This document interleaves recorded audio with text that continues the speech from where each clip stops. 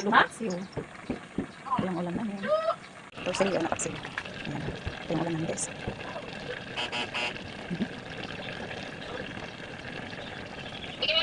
Ready na ang pagkain sa secretary. Paksiw ang ulam niya. Banana. Oh, yan lang. Simpleng pagkain. Luto na tayo ng gulay. Sutin muna ako ng konting giniling sibuyas, kamatis at bawang. Sutin muna natin. Sayote pala yung gulay natin ngayon. Nilagyan ko na ng patis at toyo. Ayan natin yung sayote. Mix lang natin. Tatakpan lang natin guys. Ready na ang ating gulay.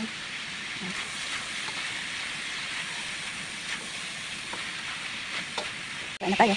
Ready na yung gulay natin. Ayan, pag hapon guys, gulay lang yung aming dinner. Ayan. Ginisang sayote. Kain tayo guys. Yan yung ating pagkain. Ginisang sayote at saka ito, paksiw yan na torsilyo. Pinirito ko. Mami akong pagkaon. Gamit tayo basta may gulay.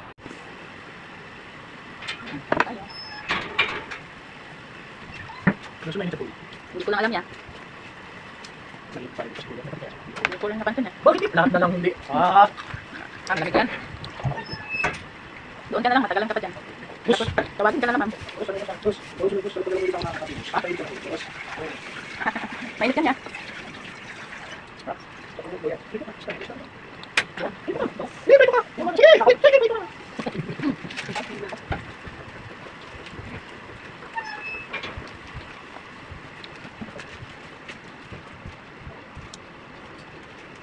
Paborito din yan ko lang gawin paksiw ito eh.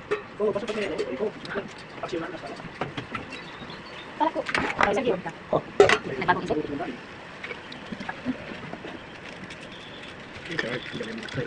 Binibili nga. Binibili. Wala namang makakatalo. Siya na ang bebe niyan. May pinipili lang. Kinikilingan. Akala ko ba? Walang kinikilingan service yung totoo lang. Hindi pala eh. Yung palanggain niya yan, lalayasan ka. Wala. Yung pinapang na nalayasan siya. Wala nang magtatagal sa kanya. Hindi talaga sa kanya talaga ang driver. Hindi. Alam na yung sekreto niya. Okay. Hindi siyang Amazon na. Mabibig ka ng hari eh.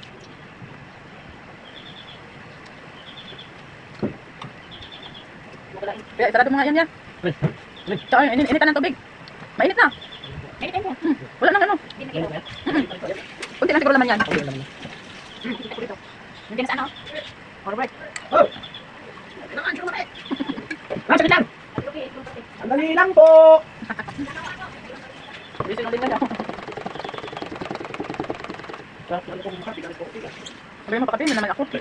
Pag-alaw na ako. Yes! Ano ito?